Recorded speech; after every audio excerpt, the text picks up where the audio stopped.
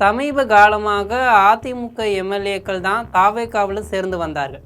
அதில் தலைகீழா மாற்றம் ஏற்பட போகிறது. இதுவரை திமுக எம்எல்ஏக்கள் யாரும் விஜய் கட்சியில் இணையவில்லை. அது நடக்கும் போல் தெரிகிறது. அதை பற்றி பார்க்கலாம் இந்த செய்தி தொகுப்பில்.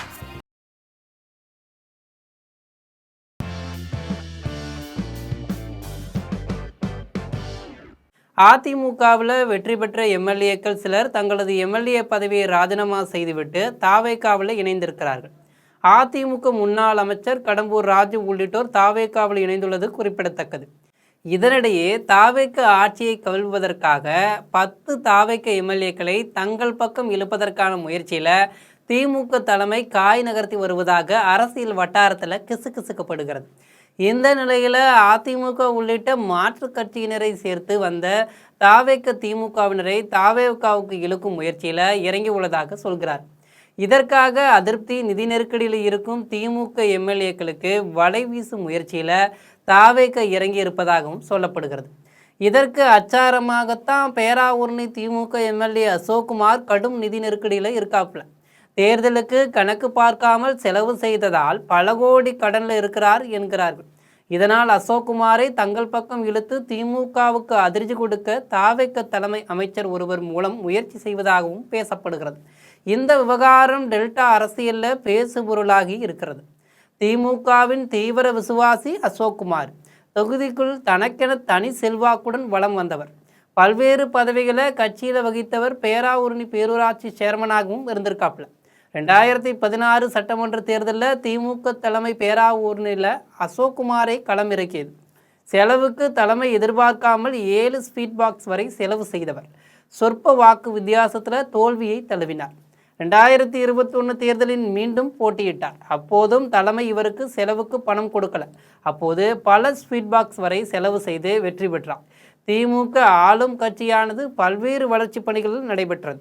இந்நிலையில் நடந்து முடிந்த 2026 தேர்தலில் திமுக தலைமை இவரையே நிறுத்தியிருக்கிறது.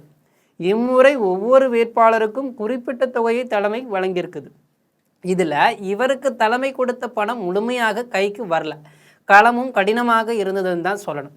இதனால் வெற்றி பெற வேண்டிய கட்டாயத்தில் கடன் வாங்கி செலவு செய்கின்ற நிலைக்கு ஆளானாப்புல. கடந்த தேர்தல்களை விட அதிக செலவு செய்தார். திமுக ஆளுங்கட்சியாக வந்துவிடும், சமாளித்து விடலாம் என்பது அவருடைய எண்ணம். ஆனால் திமுக எதிர்கட்சியாகி விட்டது. அவரது எண்ணமும் பொய்த்து விட்டதால் எதுவும் செய்ய முடியாத நிலைக்கு ஆளாயிட்டாப்ல அசோக்குமார். பொதுவாக அசோக்குமார் கணக்கு வழக்கு பார்க்காமல் செலவு செய்யக்கூடியவர். கொடுத்து சிவந்த கர்ணன் என அவரால் பலன் பெற்றவர்கள் அவரை சொல்வதுண்டு. நன்கொடை கேட்டு யார் சென்றாலும் வெறுங்கையுடன் திரும்பிவிட மாட்டாராம். எம்எல்ஏவாக முதல் 2 வருடங்கள் அடக்கி வாசித்தவர் மீண்டும் களமிறங்க முடிவெடுத்த பின்னர் யோசிக்காமல் செலவு செய்தாப்புல. எம்எல்ஏவாக இருக்கும் போதே அதிமுக முன்னாள் அமைச்சர் ஒருவரிடம் தனது தென்னந்தோப்பை விற்று செலவு செய்திருக்கிறார். இப்படியாக கட்சிக்கும் தேர்தலுக்கும் ஏகபோக செலவு செய்தவருக்கு தற்போது கடும் கடன் இருக்கிறது. கடன் கொடுத்தவர்கள் வேறு நெருக்கடி கொடுக்கின்றனர். சமீபத்தில் தனக்கு சொந்தமான நிலத்தை எம்ஓடி செய்து கொடுத்து கடன் வாங்கி கொஞ்சம் நிலைமையை சமாளிச்சிருக்காப்ல. எப்போதும் கொடுத்து பழக்கப்பட்டவர் என்பதால் அவரது வீட்டுக்கு நன்கொடை கேட்டு பலரும் செல்கிறார்கள். இந்த இக்கட்டான நிலையில் இருக்கும் அவரால் எதுவும் தர முடியாத நிலை. இப்படியான சூழலில் அவரது வீட்டில் நன்கொடை கேட்டு யாரும் வரவேண்டாம் என்று அறிவிப்பு பலகை வைக்கப்பட்டுள்ளது. இதில் அசோக்குமாருக்கு விருப்பமில்லை. அவரது குடும்பத்தினர் வைத்திருப்பதாகவும் சொல்கிறாங்க. கடனால் நிதி நெருக்கடியோடு சேர்ந்து மன உளைச்சலுக்கும் ஆளாக்கியிருக்காப்புல. தன் நிலையை தனக்கு நெருக்கமான பலர்கிட்ட சொல்லி புலம்பியிருக்காப்புல. அவருடைய நலம் விரும்பிகள் பலர் அசோக்குமார் நிலையை எண்ணி எப்படி இருந்த மனுஷன் இப்படி கலங்கி நிற்கிறான்னு கவலைப்பட்டிருக்காங்க. தன்னோட கடன் நிலை குறித்து உதயநிதி தரப்பை இருமுறை சந்தித்து வெளிப்படையாக பேசியிருக்காப்புல. ஆனால் உதயநிதி தரப்புல முறையாக எதுவும் சொல்லாததால் அப்செட்டில் இருக்கார். இதனிடையே தஞ்சாவூரில் புதிய மாவட்ட ஆட்சியராக ரேவதி பொறுப்பேற்றிருக்கார். திமுக முன்னாள் அமைச்சர் கோவி செலியன் தலைமையில் திமுக எம்எல்ஏக்கள் உள்ளிட்ட பல மாவட்ட ஆட்சியரை மரியாதை நிமித்தமாக சந்தித்திருக்கிறார். உடல்நிலை சரியில்லாததால் அசோக்குமாரால் அப்போது செல்ல முடியவில்லை. இந்த நிலையில் தாவேக அரசில் கொறடாவாக இருக்கும் சபரிவாசன் பேராவூரணியை பூர்வீகமாக கொண்டவர். நிகழ்ச்சி ஒன்றிற்காக பேராவூரணி வந்தார் சபரிவாசன். அதே நிகழ்ச்சிக்கு அசோக்குமாரும் சென்றிருக்கிறார். அப்போது இருவரும் மரியாதை நிமித்தமாக பரஸ்பரம் பேசி கொண்டனர். இவற்றையெல்லாம் சேர்த்து அசோக்குமாருக்கு வேண்டாதவர்கள் அவர் தாவேக்காவில் இணையப் போவதாகவும் இதற்காக பெரும் தொகை கேட்டுள்ளார் என்றும் வதந்தியை பரப்புகின்றனர். பெரும் கடன் அசோக்குமார் கழுத்தை நெரிப்பது உண்மைதான். அதிலிருந்து வெளிப்பட முடியாமல் சிலந்தி வலையில் சிக்கியவராக தவிக்கிறார். தன் நிலையை வெளிப்படையாக பேச முடியவில்லை. திமுக தன்னை காப்பாற்றும் என்ற முழு நம்பிக்கையில் இருக்கார்.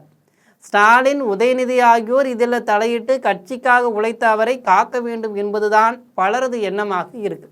கடனில் இருந்து அசோக்குமார் கரை சேரவில்லை என்றால், திமுக அவரை காக்கவில்லை என்றால் அவர் முடிவு என்னவாக இருக்கும் என்று தெரியல.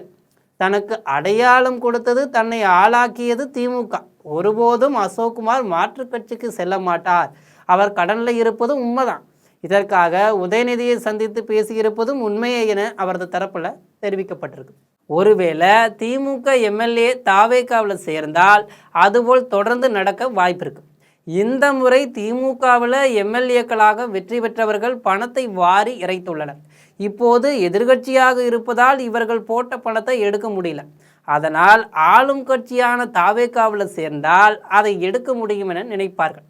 இதை தடுக்காமல் விட்டால் திமுகவுக்கு பெரும் இழுக்கு ஏற்படும். இதை எப்படி தடுக்கப் போகிறார் ஸ்டாலின் என்பதை பொறுத்திருந்து பார்க்கலாம். இது போன்ற விறுவிறுப்பான அரசியல் செய்திகளை உடனுக்குடன் தெரிந்து கொள்ள ஜெம் தொலைக்காட்சியுடன் எப்போதும் இணைப்பில் இருங்கள். நன்றி, வணக்கம்.